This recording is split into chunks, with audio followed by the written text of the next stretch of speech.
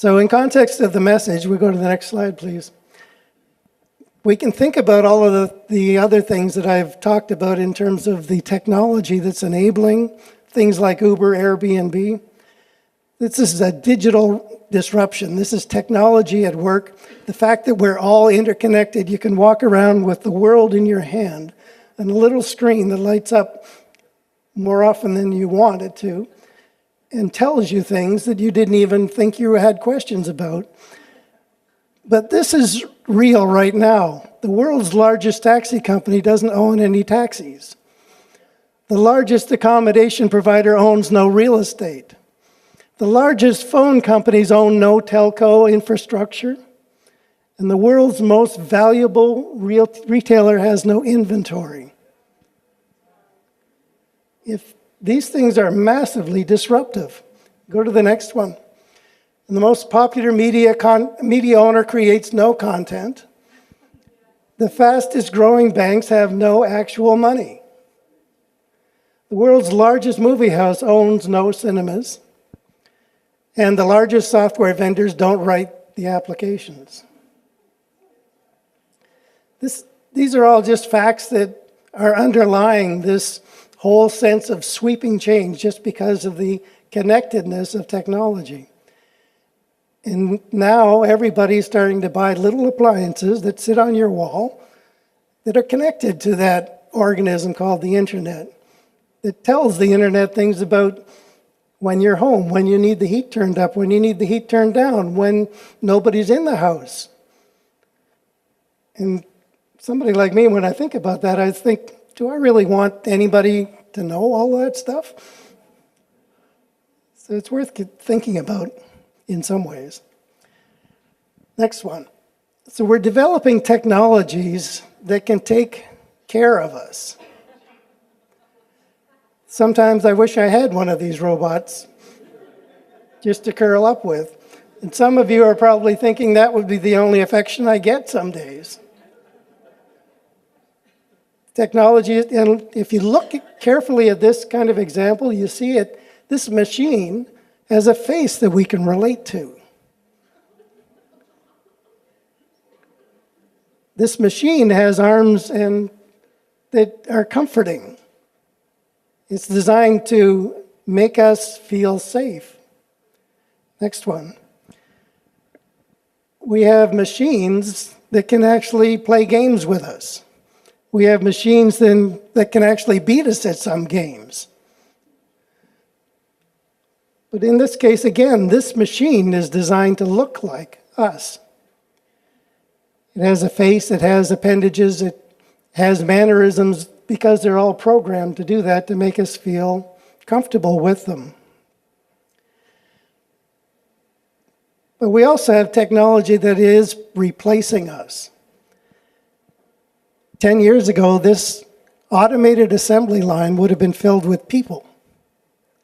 Now the trend in the automotive industry is to replace almost all of those people, literally, with these machines that aren't unionized, don't care if you don't give them a break, don't care what you pay them, don't make mistakes, and are completely consistent in their production every single moment of every single day.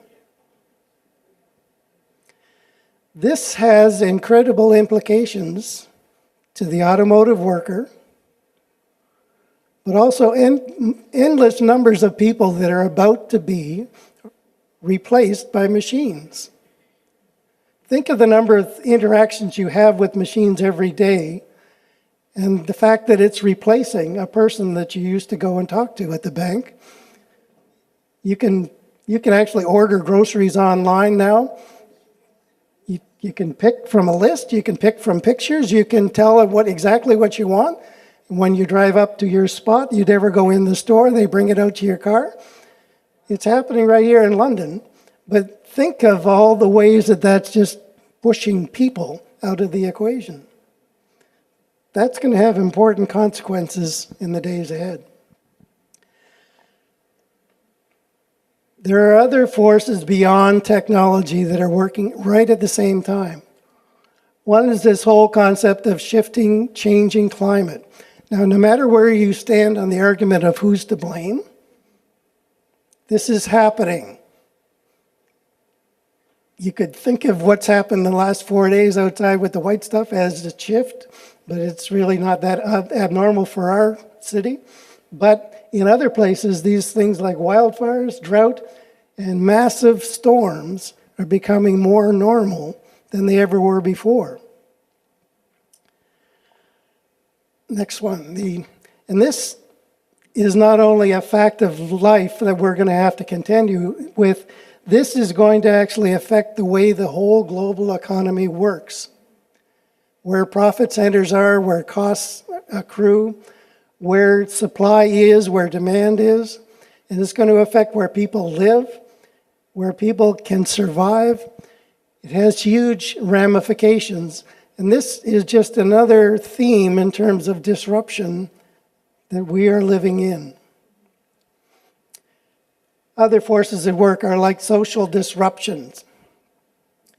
These things have to do with changing dynamics in modern society.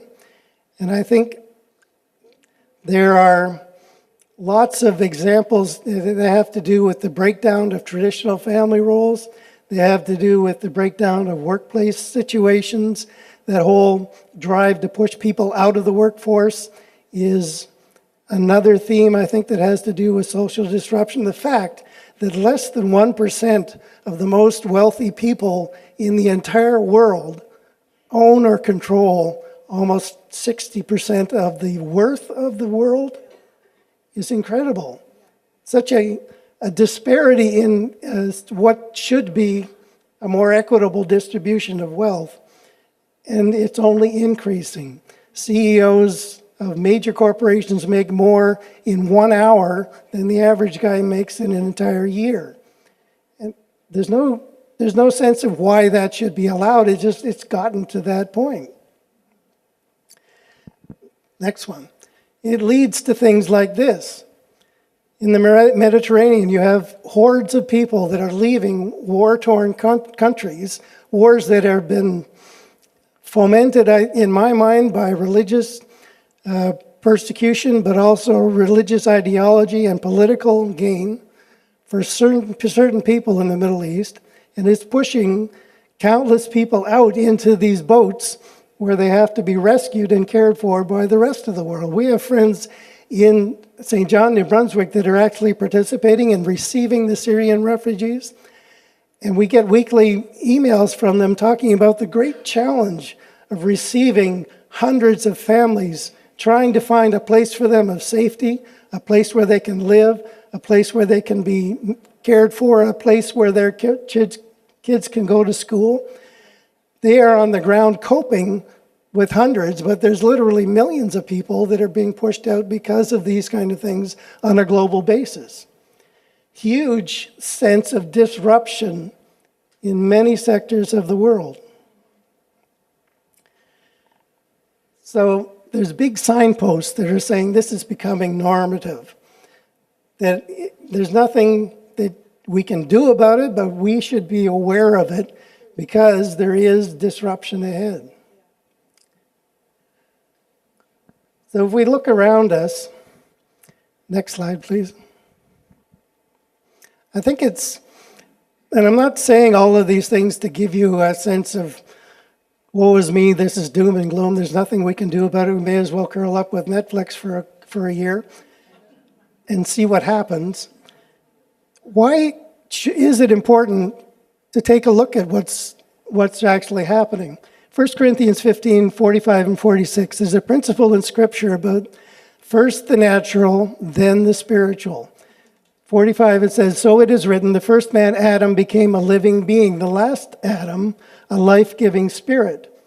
The spiritual did not come first, but the natural. And after that, the spiritual. So what I'm suggesting to you this morning is that all of these massive megatrends of disruption are actually harbingers of what's coming in the spirit.